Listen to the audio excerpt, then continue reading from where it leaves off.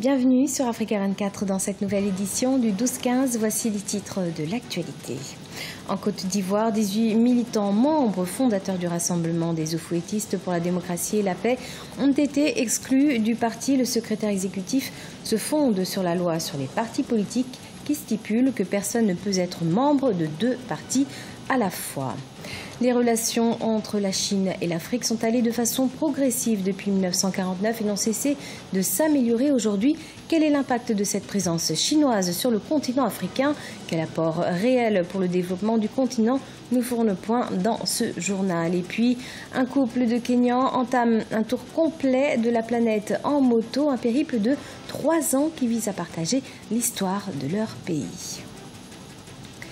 Mais tout d'abord, le tribunal départemental de Dakar a tranché. Il a rejeté lundi 23 juillet le recours de Karim Wade qui faisait suite au refus du ministère de l'Intérieur d'inscrire le candidat déclaré du PDS sur les listes électorales.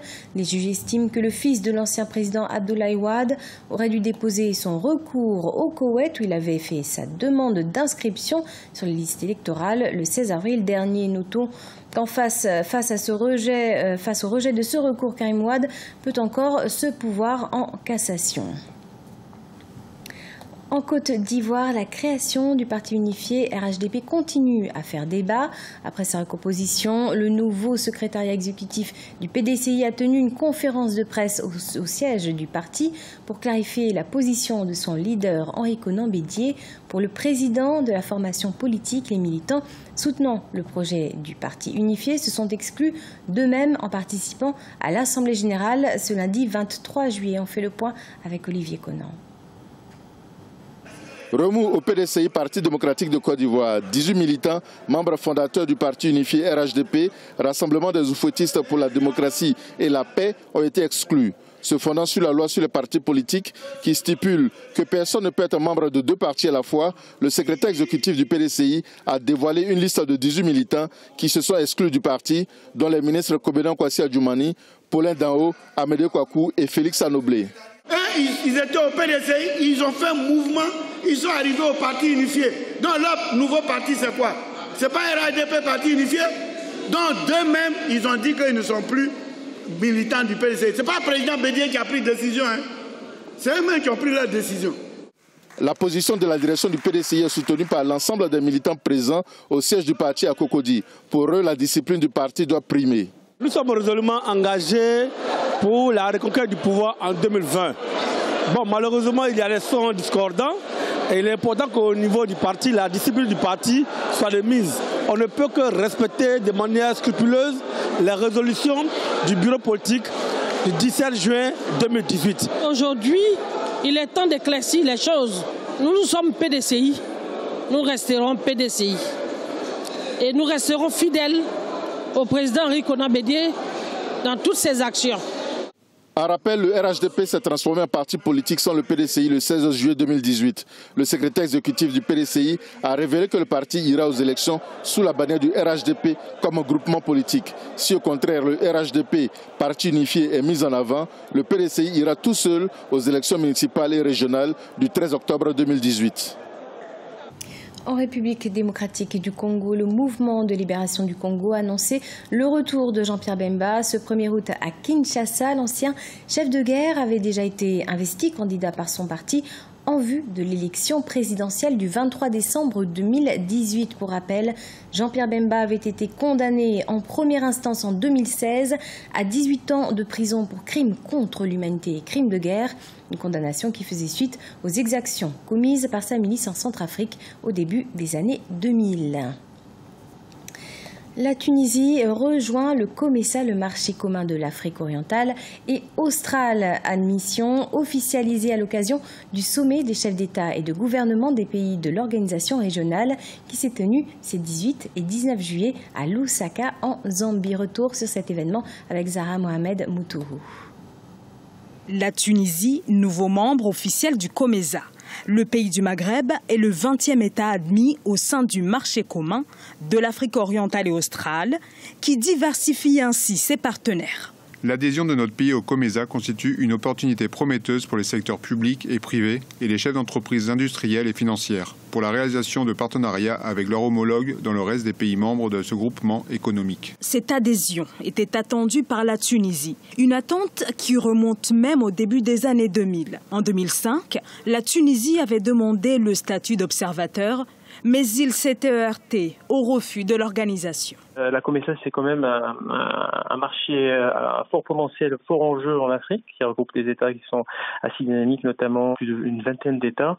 Et aujourd'hui, la Tunisie a besoin d'une ouverture à l'extérieur, en complément de ces débouchés traditionnels sur le marché européen, en Afrique. Et l'opportunité d'intégrer la COMESA sera une bouffée d'oxygène dont a besoin aujourd'hui la Tunisie pour améliorer ses performances économiques qui souffrent aujourd'hui d'un ralentissement important du fait de la conjoncture nationale et également du fait du ralentissement de la demande au niveau du marché européen qui est le marché traditionnel de la Tunisie. Le COMESA, lancé il y a 24 ans, en remplacement de la zone d'échange préférentiel, cumule actuellement un PIB de 1200 milliards de dollars. L'admission de la Tunisie, de quoi nourrir également cet espace désormais élargi à l'Afrique du Nord. Après le Sénégal et le Rwanda, le président chinois Xi Jinping poursuivra sa visite africaine par l'île Maurice et l'Afrique du Sud, une visite qui relance par ailleurs le débat sur les enjeux du repositionnement de la Chine sur le continent. Le point dans ce reportage de Jean-Paul Ouedraogo, notre correspondant au Burkina Faso. Premier partenaire commercial de l'Afrique depuis les 10 dernières années, la Chine affine de mieux en mieux son positionnement sur le continent. Et la visite du président chinois Xi Jinping dans plusieurs pays africains remet au goût du jour le débat sur les enjeux de la coopération sino-africaine. Quelque part, on a l'impression que la Chine est arrivée à évincer les partenaires classiques de l'Afrique parce qu'elle arrive avec des facilités dues à ses réserves extérieures au plan financier, dues aussi à sa volonté de coupler diplomatie et développement économique. Donc je pense que la Chine est aujourd'hui un acteur majeur sur le continent africain. Les relations entre la Chine et l'Afrique sont allées de façon progressive. Depuis 1949, elles n'ont cessé de s'améliorer. Toutefois, de nombreuses craintes et controverses subsistent à l'idée que l'objectif de la forte présence de la Chine sur le continent ne vise qu'à l'inféoder. Le fait que ce soit le continent africain qui l'ait choisi comme véritablement l'objet de sa première grande tournée, c'est assez significatif. Ce que l'on peut s'attendre, c'est qu'il va venir renouveler le pacte sino-africain. Pacte qui fait que la Chine vient chercher ce qui lui fait défaut pour sa croissance. L'on estime entre 150 et 300 milliards de dollars les investissements chinois en Afrique. Au Kenya, 2 hommes ont décidé de se lancer dans une aventure à moto pour raconter l'histoire de leur pays au monde entier. Une aventure de 3 ans dont les frais s'élèvent à 250 000 $. Les aventuriers comptent d'abord se rendre en Tanzanie, au Malawi, en Zambie, au Botswana, en Namibie, ainsi qu'en Afrique du Sud, avant de se rendre en Amérique. Radidiatou Badawi. C'est à l'aide de leur moto BMW que les Kenyans Wamuyu et Dos entendent faire le tour du monde. Ils estiment la durée de leur aventure à 3 ans, un voyage que peu d'Africains ont eu à effectuer. Wamuyu et Dos disent vouloir raconter l'histoire de leur pays et explorer le monde. 2 raisons principales justifient notre voyage. La première raison est que nous apprécions vraiment l'aventure. Ma femme et moi sommes très extravertis et nous voulons faire le tour du monde en moto. La deuxième raison est que nous parcourons le monde en tant que Kenyans et en tant qu'Africains. Nous voulons raconter l'histoire de l'Afrique, non pas par d'autres personnes qui viennent en Afrique, mais par des Africains qui veulent raconter leur histoire. Depuis le début de leur aventure, ils n'ont fait face à aucun obstacle majeur. Les routes d'Afrique de l'Est, notamment au Kenya, en Ouganda ou au Rwanda, sont bitumées et les communautés les accueillent avec beaucoup d'admiration. C'est excitant et c'est aussi très encourageant de les voir, car depuis longtemps, nous avons toujours pensé que les gens du monde occidental sont les seuls qui voyagent et je pense que les choses tournent à plein régime en Afrique. Les Africains sont devenus plus conscients de leurs besoins. Ils comprennent ce qu'ils veulent et ils vont le chercher. Il a fallu 2 ans pour que Wamuyu et Dos planifient leur périple. En Afrique, ils se rendront en Tanzanie, au Malawi, en Zambie, au Botswana, en Namibie et en Afrique du Sud avant de se rendre en Amérique du Sud. Ce journal a été préparé par l'ensemble de la rédaction. Merci de nous avoir suivis. Dans quelques instants, une nouvelle édition de l'actualité sur Africa 24.